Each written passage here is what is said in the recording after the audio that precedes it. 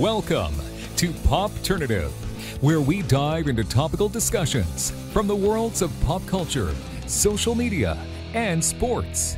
Here is your host, Peter Remoliotis, aka PD Beats. Hello and welcome to the Popternative podcast. This is the podcast where we have digital discussions in the worlds of social media, sports, and pop culture. I have two guests with me today. It's going to be a really cool episode. We're going to talk about playoffs. We're going to talk about, NHL playoffs. We're going to talk about NBA playoffs. Quickly going to introduce panel. First, I have a blogger from Sportsnet. He is the host of the Steve Dangle podcast. Steve Dangle is with us. Steve, welcome to Popternative. Hey, thanks for having me on. It's you haven't offered for me to come on for a very long time. No, I know. It's tough. It's a lot of people want to come on the show, so you gotta wait in line. But I feel bad. You've been asking for over a year, but here I am. Yeah, no, I appreciate it. And making his return to Popternative, we have a host and anchor on Sportsnet. Faizal Khamisa is back with us on Popternative. Faizal, welcome back. Thank you. I didn't know Steve was going to be here, or I would have said no really quickly. But we're here now, so I guess we're stuck. Yeah, I guess we're doing this, huh? Yeah, we are doing this. Steve, so this is a question probably you get a lot, but when did your life? When did it all begin for you? You know, you've been a Leafs fan all your life, but when did your kind of blogging really take off, and when was kind of that moment where you're like, yes, I want to do this. This is what I want to do. I want to make YouTube videos. When did it all start for you? The first time I saw Faizal, I was like, I want fancy suits like that guy. I need a stylist. I need a brand. I got to be flashy like my boy. Probably. It was probably in the first season. To be honest. I got really obsessed with the views and the numbers and all of that. And you should have seen me freak out the first time I hit 300 views. I was like, oh my God, I'm famous pretty much. I'm ready to drop out of school. I'm just going to retire, make millions of hypothetical dollars on YouTube. Yeah. But I think the real breakthrough for me was it was probably after the 2013 lockout, because if you watch my stuff from the end of the 2011-2012 season, right before the lockout, the passion just wasn't there. I wasn't loving it as much. Bad attitude about work. I was tired of getting laid off all the time, and I needed the lockout. I needed to have my toys taken away and to be shown, all right, here you go, stupid. You want to work for the KHL for the rest of your life? So it was good after the lockout to have the opportunity to kind of start fresh, and I think it showed. Great, no, absolutely, and we're happy to have you on the show. I'm a huge fan of the podcast. Every week, man. My main go-to podcasts are Tagger and Torrance and Steve Dangle. Those are my main two. So, and now I've had all three of you on the show. Torrance and Tagger have been on, and now you're on. So it's awesome. That'd be awesome. Yeah, I'd definitely do that, bud. For sure. And Faizal Khamisa is back with us. And last time, Faizal, you were on, we were talking, digital media specifically as it relates to television. You're very busy on the desk, but you've also been on Tim and Sid a few times. That must be fun. Those guys are great, and the content is just unbelievable. Yeah, they're okay, I guess. No, man, it is a fun show to be part of. I'm always appreciative to get asked to be on a show like that. Yeah. Because it's different than what I get to usually do. You get to be more open. You get to be a little more free. And yeah, you get chirped a lot by the co-host, which means you can chirp back. And I don't get to do that in my normal course of job because I'm by myself in a studio. So anytime I can show off the quick-witted banter, I'm appreciative of that as well. So it's been a good year, I think, for me. And speaking of studio, Steve, you were in the studio. This is where all the magic happens, right? Yeah, I just finished the. Yeah, I know. They said that yesterday. I'm like, maybe word it differently. No, yeah, I shot the video for Game 5, and as soon as I finished that, I called you. Yeah, that's Thank great. You. So now I edit it. No, absolutely. So, NHL playoffs, Toronto Maple Leafs, overtime loss last night against the Capitals. Justin Williams, he's making it hard for you guys. He is Justin Williams, man. Yeah, kind of what he does. Yeah, were you working last night, Faisal? Sorry? Were you working last night? No, I was not working. I'm working today, but I wasn't working last night, so I was just watching in the confines of my home, and it was a quick overtime, to say the least. Yeah, I know. You're the one guy I know who works 8 days a week. It's crazy, right? Yeah. Well, you do too, but... And then, yet you still have time to come on mediocre podcasts, so... Yeah, exactly, like Steve Dangle's. I'm happy to do a higher one like yours, so thank you. Thank you. Basil's got jokes! So, both of you are pretty... It's safe to say both of you are very active on the social media. And, with Faisal, you're tweeting a lot about the Toronto Raptors. And, Steve, you're tweeting about another team in another league that people might or might not know about. But... how do you kind of go through the noise? Because there's so much content out there. There's so many people tweeting hot takes. Steve, how do you kind of make sure that, one, someone like you're responding to as many people as you can, because you are a very popular guy within the Toronto Maple Leafs community? What are some of the things we're realizing, some of the trends while we're watching what's going on online in the playoff sphere specifically from your angle? We'll start with Steve, and then we'll take it to Faisal, give us more of the Raptors aspect of it. Yeah, I guess Leaf fans tend to go to the defeatist attitude just because that's really all they know. But you're seeing that slowly change throughout the course of the season, throughout the course of the series.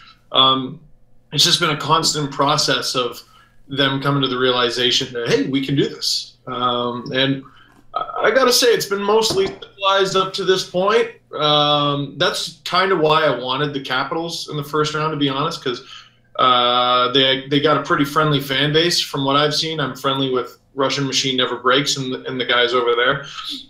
Even up until the Kadri hit on Ovechkin from last night, most of the garbage I had tweeted at me wasn't from Leafs fans, it wasn't from Caps fans or anyone from the Washington area. It was from elsewhere. So It's been pretty fun.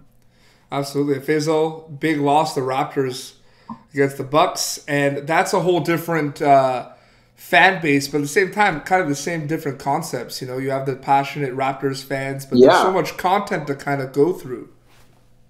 I like Raptors Twitter. They're very fun. They're very smart. And they're very aggressive as well at the right times. I think all sports Twitter is kind of like that. I think I'm finding that I follow a lot of pretty smart people. I think Toronto's very good in terms of blogging in general, like the Toronto Leafs bloggers, the Blue Jays bloggers, Raptors bloggers. They're excellent people. They're very smart, very calculated. So I don't find that my feed is filled with a lot of negativity more than it's filled with a lot of intelligent conversations surrounding the team. Now, the mentions again, you know me, I try to have fun on the social media platform. I don't try to take it too seriously. So I'm going to chirp and I'm going to troll and I'm going to, kind of be honest at the same time. So I get a lot of crap kind of spewed back, but none of that bothers me. I understand the position I put myself in, and thus I understand what the result of that will be. But I just normally find that the conversation is pretty smart. Even right now in the build up to the Raptors game 4, there's a solid conversation going on about who the Raptors should start versus these players and this and that, based on calculated adjustments, not just white noise being thrown out just to get people's voices heard. And I really like the Toronto community. I think Toronto Twitter is very smart for the most part. And as a result, there isn't a lot of hate coming back. But, obviously that's not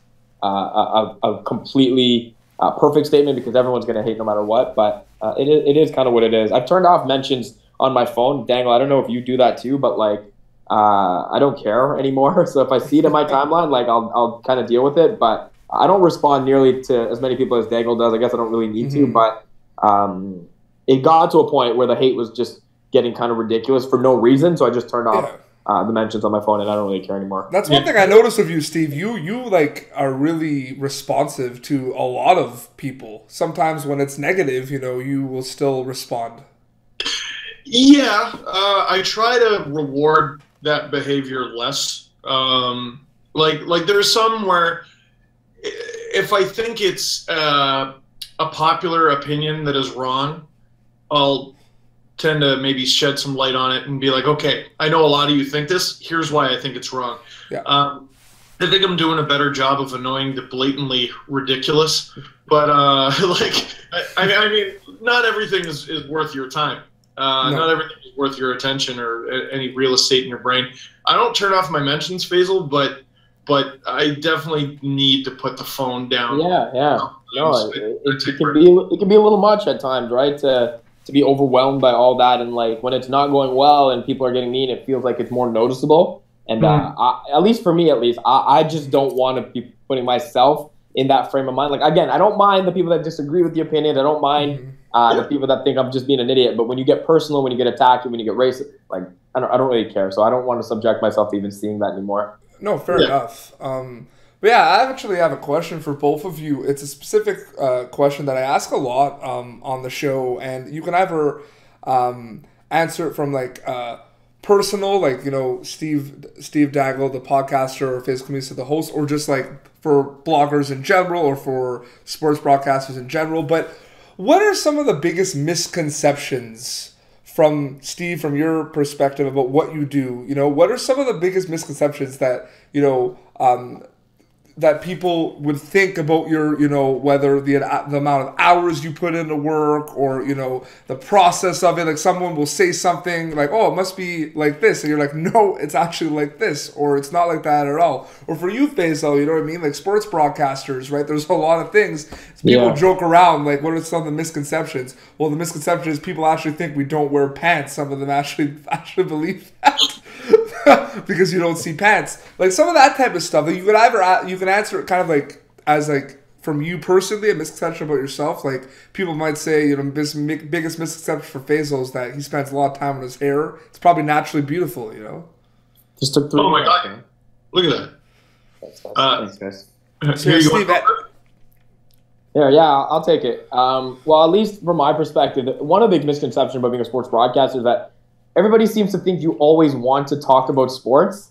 I don't always want to talk about sports. In fact, like, I don't really care that much. Like, when I'm outside the discourse of my job, I enjoy watching it, of course, but like, I have a life. I have other hobbies and interests and things that pique my conversational abilities as well. But every conversation always seems to revolve around sports, and everyone thinks my opinions need to be like intelligent and valid, as if I'm supposed to know everything. That's not the case at all. In fact, I know nothing. I will blatantly admit that, but I know I'm good at my job, and I can do that and do that very well. And again, I don't know nothing. I know a lot, but I don't want all my conversations to revolve around that, because I think at some point I'm going to hate sports, and like I don't want to do that either. Also, I wear pants all the time. It's not worth having such a nice suit if you're not going to wear, you know, both parts of it, or both parts of it, you know. So, you know. That's the best quote of the podcast. By the way, I wear pants all the time. By the way, I wear pants. Like, yeah, fair. But my wife just slid this under the door because she didn't want to enter. What does it say? I can't see it. It says going out. So I guess she's going out. Maybe she didn't want to text you because maybe you'd hear like the buzz or the vibration. She's the best. That's fantastic, man. That's awesome. On the note of pants, I don't remember what season it was. It was probably like 4 or 5 of doing LFR.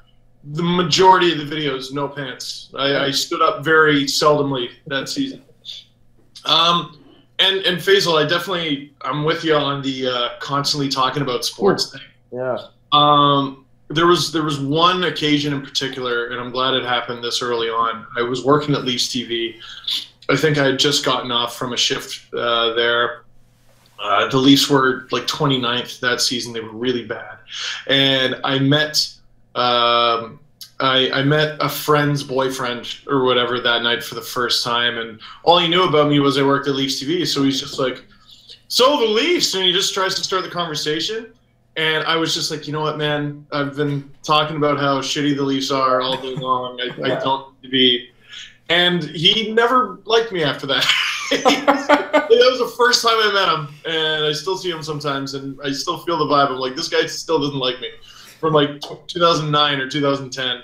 That's funny. It's hard. So, yeah. But what's very important, and you nailed it, is when you don't know, just be like, I don't know. I don't know. Yeah, I don't know.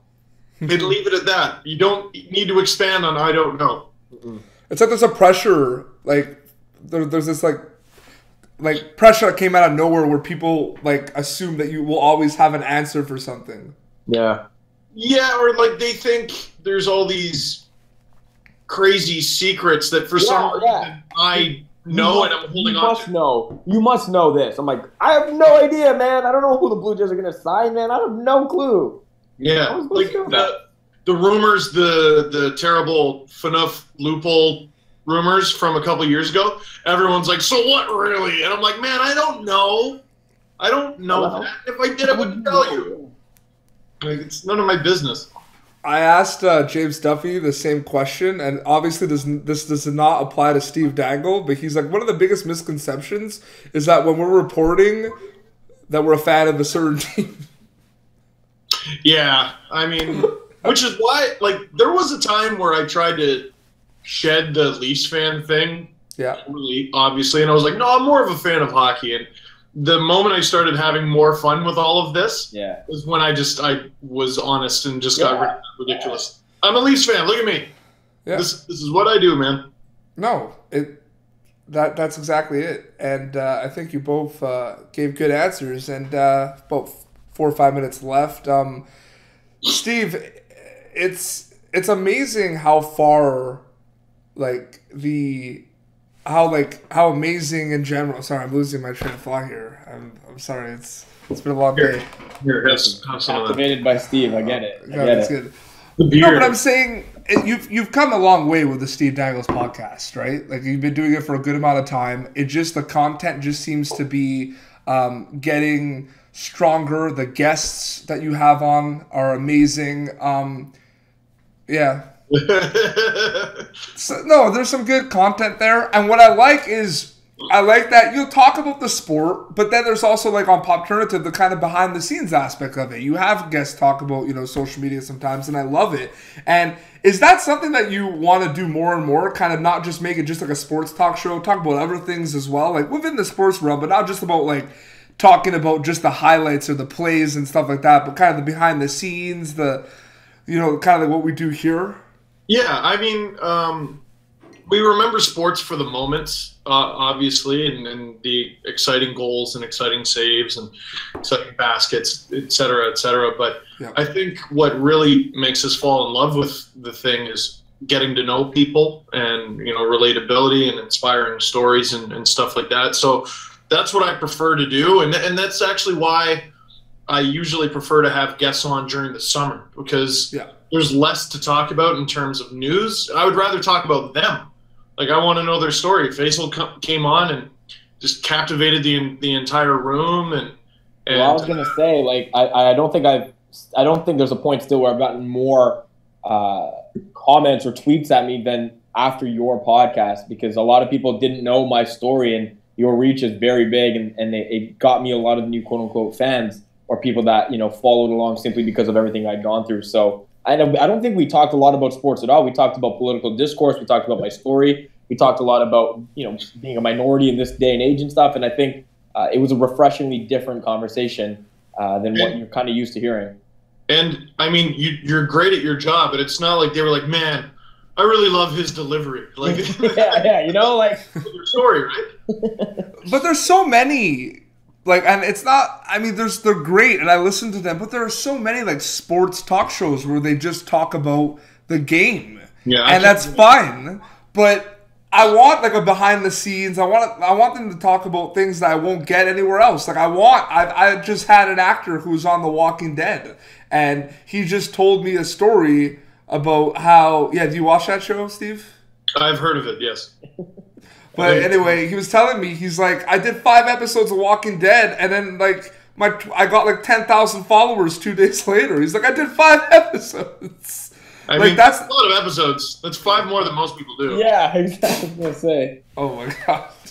Yeah, but like, but it was like a smaller role too, right? Like he had like 5 or 6 minutes per episode too. Like it wasn't like he was like a feature.